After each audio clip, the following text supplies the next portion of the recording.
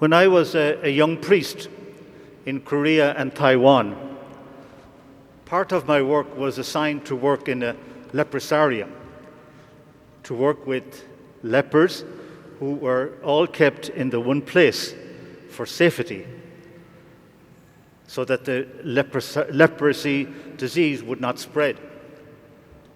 And I remember I was very afraid. I remember the first couple of months there, I was really afraid to go near the lepers. I didn't want to touch them. They would come to me and hold out their hand and want to shake hands with me. And I recoiled. I just pulled back. I was afraid. I was afraid to touch the lepers. I had some crazy idea in my head from what I had seen on TV, on radio, read in books, that this disease is very infectious, very contagious, so be careful. So I didn't touch them. These memories came back to me as I prepared our Mass today about the Good Samaritan.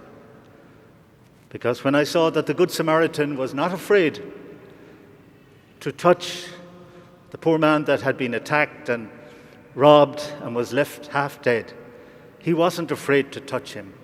And I remember being afraid to touch people who were wounded. Today's is the great story of the Good Samaritan. It's one of the most popular parables in all of the Bible. That and the prodigal son. People say they're the two most popular parables that we have. And they're both in Luke's gospel. They're not in any other gospel. So Jesus today with this story, he shocks his listeners. He shocks his listeners by describing the scene and the three different people who came along and saw the man who was robbed and left half dead. Today I can understand why the priest and the Levite passed on the other side. I don't condone it, but the priest and the Levite, they, in that time of Jesus' time, they were working in the temple and they had to keep themselves clean. If they touched blood, if they touched anybody who was dying, they could not serve in the temple. So they avoided this. But unfortunately, Jesus points out that they put legalism over love. Legalism, the law, over compassion. But Jesus really surprised his listeners by talking about the Samaritan. We call him the Good Samaritan. But at that time, 2,000 years ago, there was no such thing as a Good Samaritan. There were only bad Samaritans. They were the enemies of the Jews. And so Jesus is changing the whole tone. He's saying it's our enemy who is the one who is showing God's love.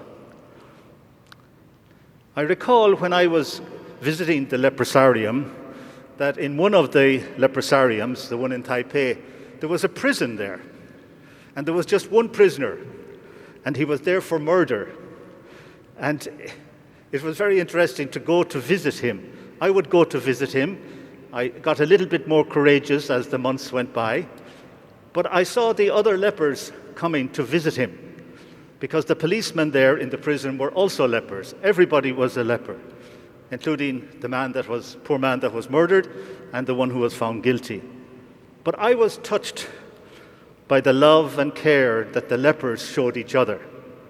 And it has always been a challenge to me, to this day, the way they reached out. Can I do that? And today's gospel is hitting us right where it counts. Because we have the Good Samaritan, who was the enemy of the Jews, and Jesus is portraying him as the hero of the story. The lawyer is initially very, very good, gives a correct answer, but then he shows his insincerity when he tries to justify himself by asking Jesus, "Who is my neighbor?"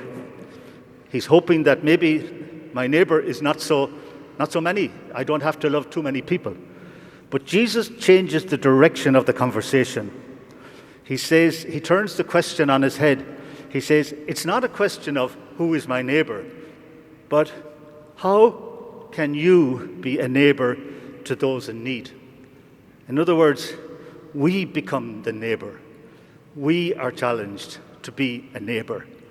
How do we do it? Well, today we're given the example of the Good Samaritan, and it's lovely to read all of the various verbs that come after when the Samaritan approaches the man. And we just see some of those verbs, that the man was moved with compassion. It was his first response at the sight of the wounded man. He drew close. He approached the victim. He poured oil and wine over his wounds. He bandaged them. He touched him. He put him on his animal. He brought him to the hostel, paid for him. And he was going to come back the next day and pay more. Jesus suddenly had made the enemy the hero of the story.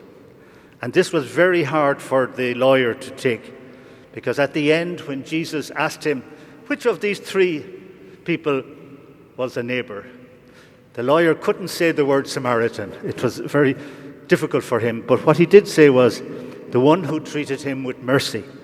In other words, he saw the key value, the key virtue, which is mercy.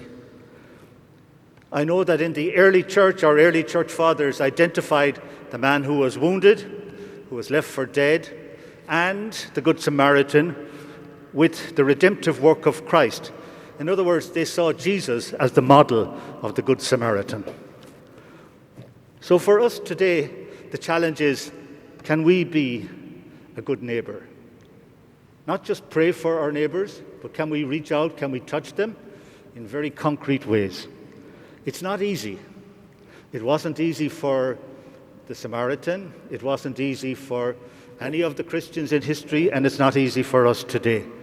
But we have hope. Our readings today give us very strong hope, particularly the end of the first reading, because we need God to do this. We cannot do this on our own. When I was a young priest, I couldn't do that on my own. I needed the help of God to see that God loved these people just as much, if not more, than he loved me. And that gave me the courage to slowly reach out. So today, when Jesus says, I am with you, my word is with you, he says in the first reading, my word is something very near to you. It's already in your mouths and in your hearts. You have only to carry it out. It's very easy to say that. You have only to carry it out. And at the end of the gospel, he said to the lawyer, he said, go and do likewise. So today, as we gather here, we ask for the courage to do likewise, to carry this out, to become a neighbor to the people in our lives who need a compassionate and loving presence in their lives at this time. So during this Mass, let's pray for each other that we will be able to become a good neighbor to those in need.